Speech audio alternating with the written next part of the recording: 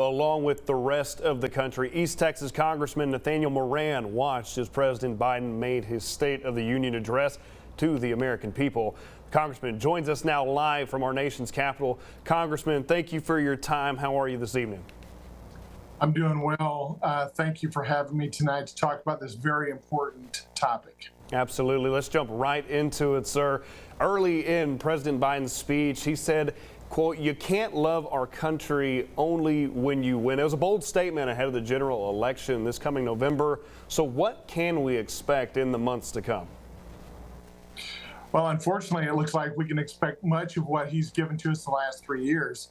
Tonight, I was really shocked and appalled about the message that he gave to the American people. It really ignored the domestic issues that we're facing in this country, our border security issues, our national debt, our spending problems, and he went straight to doubling down into the leftist policies that have gotten us into this mess.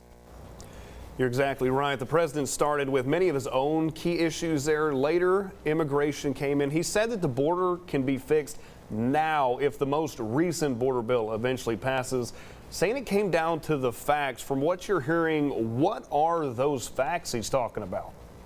Well, he ignored a lot of the facts tonight, but the biggest problem was he didn't even get to talking about the border until about 40 or 45 minutes into the speech. Prior to that, he set out more leftist social policies that he wanted to expand government.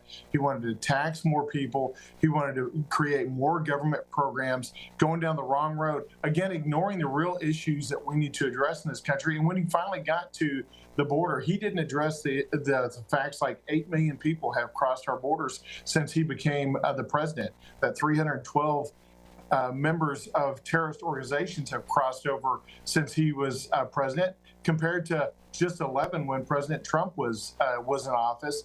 And the fact that he could take unilateral action today to solve this issue by reinstating Remain in Mexico, by securing the border, by narrowing the asylum laws back to where they were under President Trump, he could restore our sovereignty and our secure borders that we had just 3 or 4 years ago. He had a quote that said, "No American will be left behind." That was his promise when he discussed the United States' current economic state. So I want to get your thoughts on the thousands of Americans that are still struggling due to these rising costs due to inflation. What are your thoughts? The inflation, as we all know, is due in large part to the government spending that's been out of control, flooding the market with all of that capital from the government, which actually comes from the taxpayers, which he won't address. And then he wants to double down on policies like, well, we want to pay off more student loan debt. Again, where's that coming from? That's coming from individuals that have not decided to go to college and now are paying for other people's college educations. It's just social welfare programs for the rich, frankly, and it's coming from him to say we're going to spread that out and make everybody pay for just a few individuals' decisions. It's the wrong direction to go. We know it's the wrong direction to go. He's doubling down on leftist policies like Roe versus Wade. And East Texas, we're a pro-life community. I'm proudly pro-life. I don't want to see us return to where we were under Roe versus Wade. I like the pro-life policies that Texas has in place. We want to stand firm for those.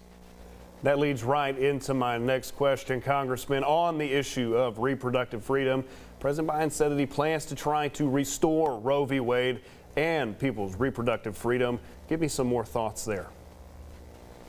Again, I believe that life begins at conception. I believe that every life has equal and eternal value at conception, and that we need to protect life both before and after birth. We need to support mothers and children once those children are born and throughout that process. But we need to stand firm and say, look, those lives are unique and they're special and they deserve protection from the very beginning point of conception on. There's no difference, and we need to make sure that we do all that we can to grow those lives up.